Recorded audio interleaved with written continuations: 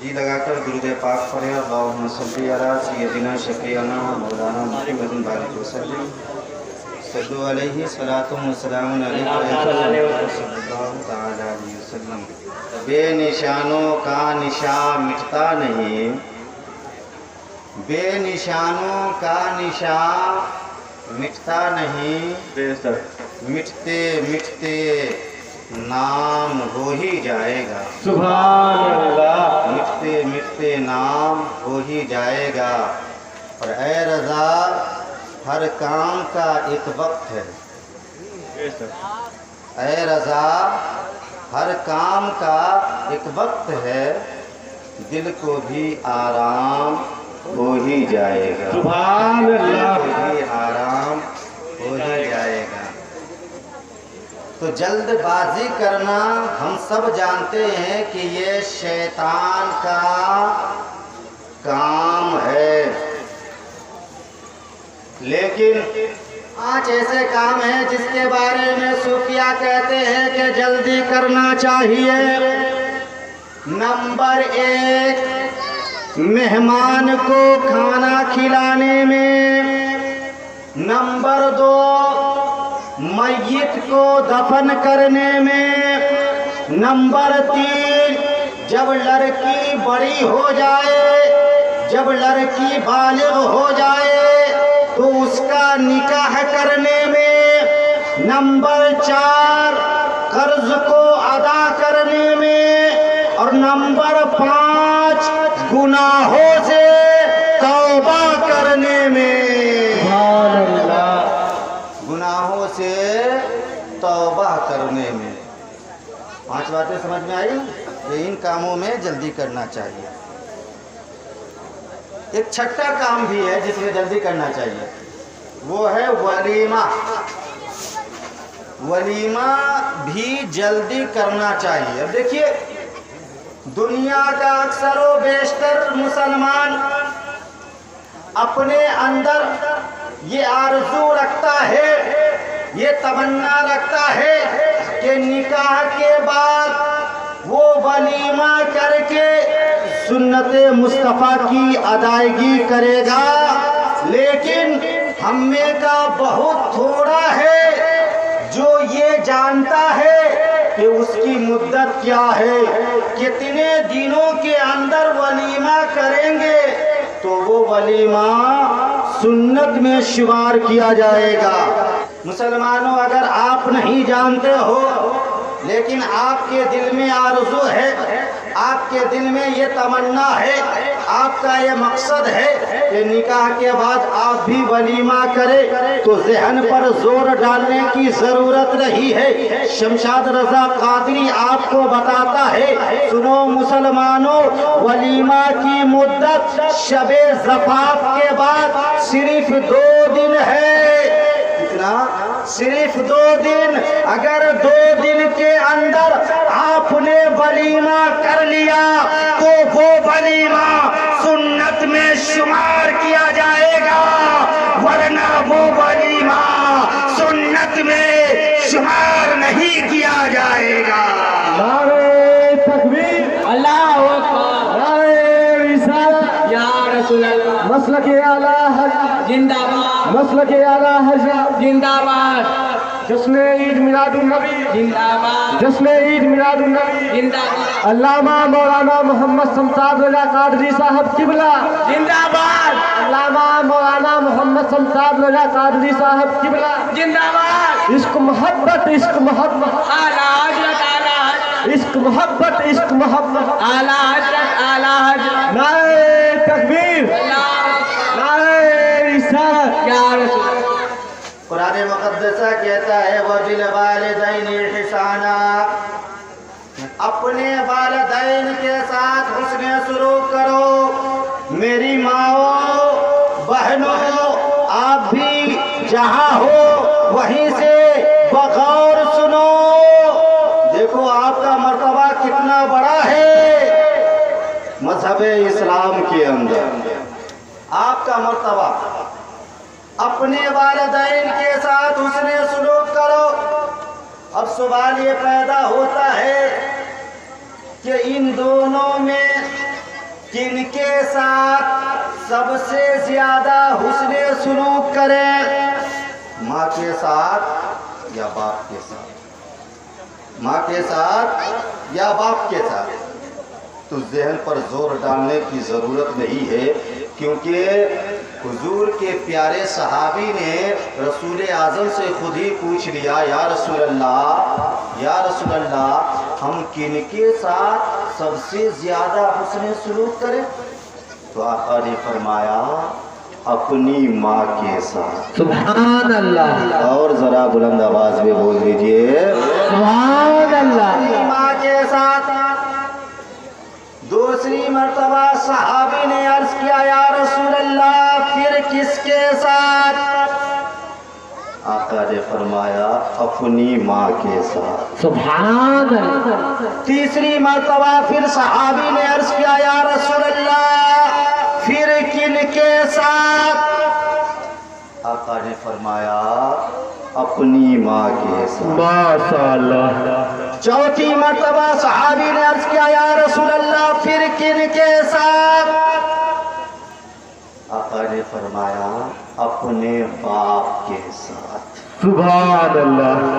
पहले 3 मर्तबा में पैगंबर आज़म ने फरमाया, अपनी माँ के साथ हुस्ने सुलूक करो। चौथी मर्तबा में फरमाया, अपने बाप के साथ हुस्ने सुलूक करो। कुरान कहता है, हमलतहु उम्मुहु कुरहन व वदअतहु कुरहा। अल्लाह फरमाता है कि हर इंसान को उसकी माँ ने तकलीफ के साथ हमल में रखा और तकलीफ के साथ ही उसे जना, तकलीफ के साथ ही उसे जना। अब देखिए, हर माँ के साथ 3 मुश्किल दौर ऐसे आते हैं, हर माँ के साथ 3 मुश्किल दौर ऐसे आते हैं जिसमें उन्हें बड़ी तकलीफ होती है, जिसमें उन्हें बड़ी परेशानी होती है, जिसमें उन्हें बड़ी दिक्कत होती है। और उस तकलीफ में, उस परेशानी में, उस दिक्कत में बाप की कोई भी हिस्सादारी नहीं होती है, बाप की कोई भी हिस्सादारी नहीं होती।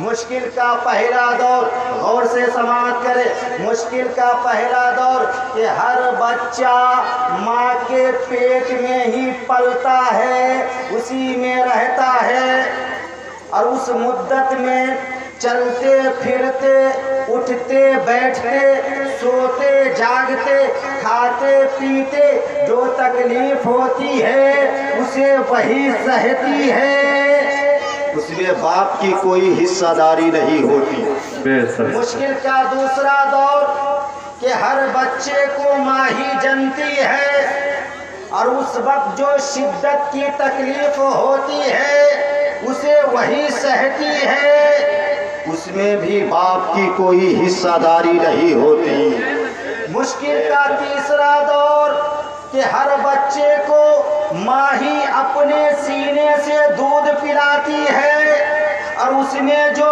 उन्हें तकलीफ होती है उसे वही सहती है, उस तकलीफ में भी बाप की कोई हिस्सादारी नहीं होती।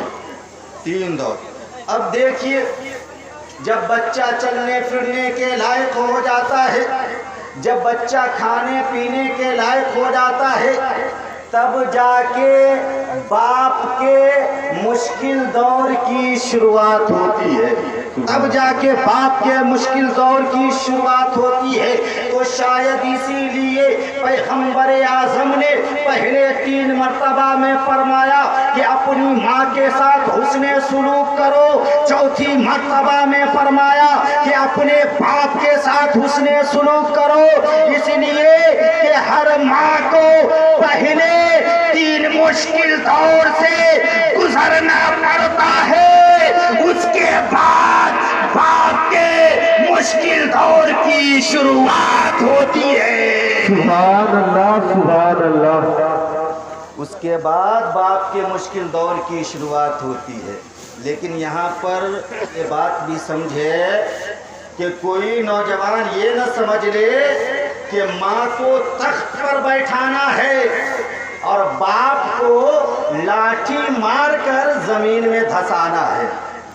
اس کا مطلب یہ نہیں ہے، بلکہ ہمیں دونوں کے ساتھ حسن سلوک کرنا ہے، ہمیں دونوں کی خدمت کرنا ہے، ہمیں دونوں کے ساتھ محبت کرنا ہے، کیونکہ اسی میں ہماری دونوں جہان کی کامیابی چھپی ہوئی ہے۔ سبحان اللہ۔ دونوں جہان کی کامیابی چھپی ہوئی ہے۔ پہلے ماں کی ممتا کو دیکھیں، اس کے بعد باپ کی طرف آتا ہوں۔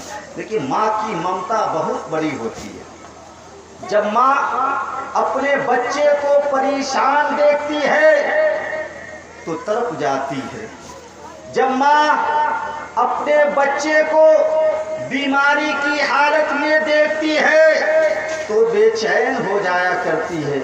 جب ماں اپنے بچے کو مصیبت کی حالت میں دیکھتی ہے تو بے قرار ہو جاتی ہے۔ کیوں؟ اس لیے کہ ماں کی ممتا بہت بڑی ہوتی ہے۔ سبحان اللہ۔ ماں کی ممتا بہت بڑی ہوتی ہے، اسی لیے جب بھی بچہ باہر سے کما کر آتا ہے، جب بھی لاڈلا باہر سے کما کے آتا ہے، اگرچہ وہ شادی شدہ ہوتا ہے تو سب کی نگاہیں اس کے سامان پر ہوتی ہے، بیوی کی نگاہیں شوہر کے سامان پر ہوتی ہے، بچوں کی نگاہیں باپ کے سامان پر ہوتی ہے، بہنوں کی نگاہیں بھائی کے بیگ پر ہوتی ہے، لیکن ایک اکیلا ماں ہی ہوتی ہے جس کی نگاہیں بچوں کی صحت پر ہوتی ہے، اس کے چہرے پر ہوتی ہے، کیونکہ ماں کی ممتا بہت بڑی ہوتی ہے۔ سبحان اللہ، سبحان اللہ۔ ممتا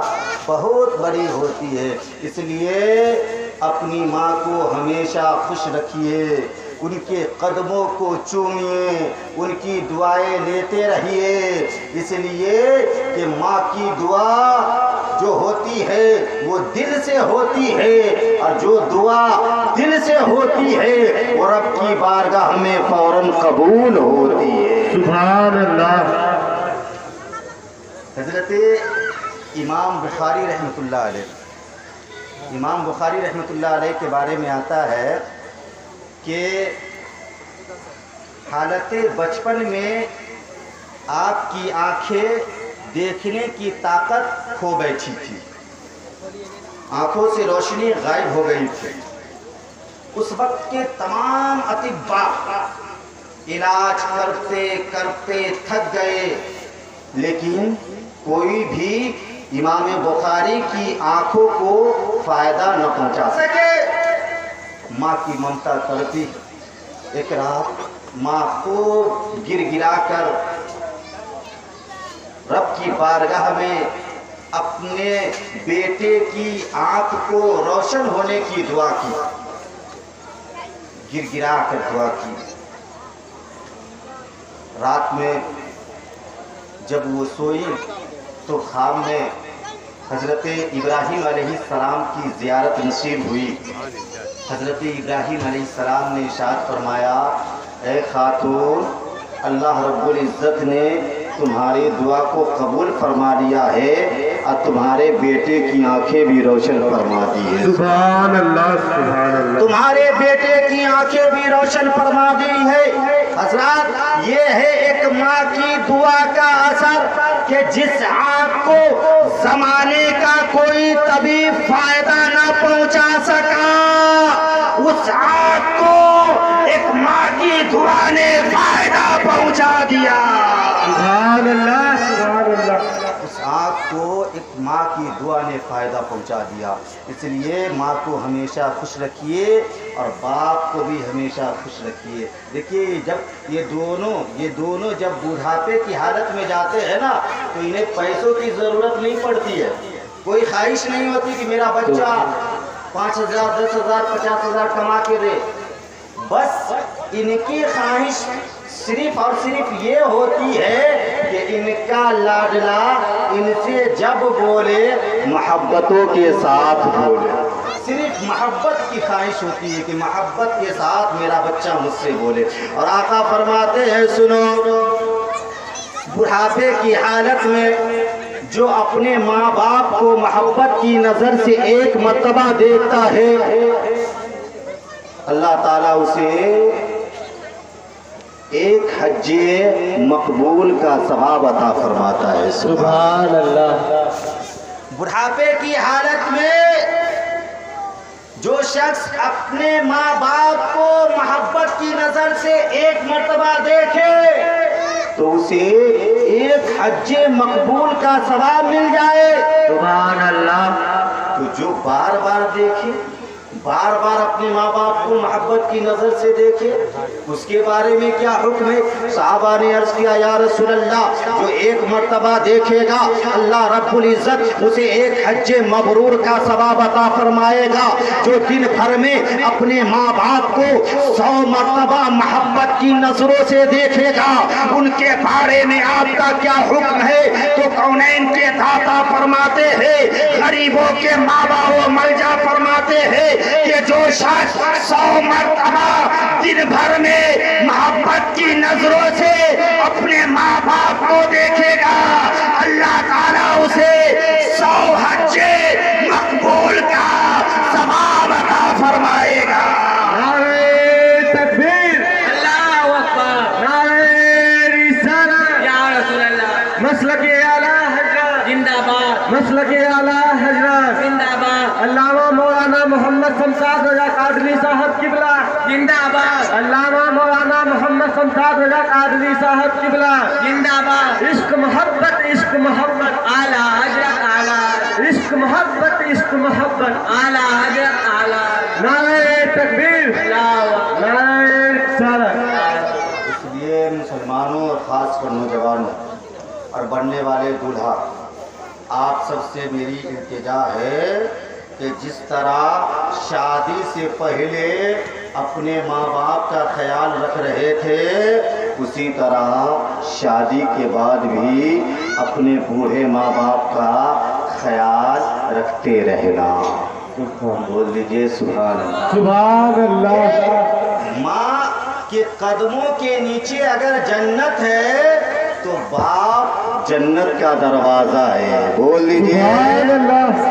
باپ جنت کا دروازہ ہے. اور ایک بات ہمیشہ ذہن میں بیٹھا لینا، ہمیشہ ہمیشہ کے لیے بیٹھا لینا کہ جیسا آپ کرو گے ویسا ہی آپ پاؤ گے.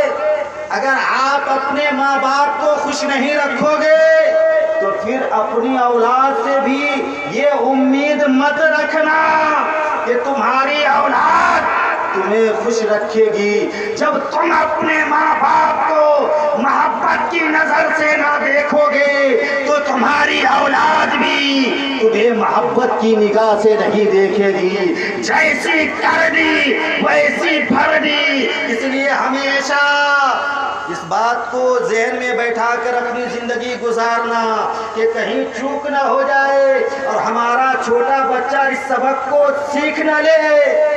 ماں کے قدموں کے نیچے جنت ہے تو باپ کیا ہے؟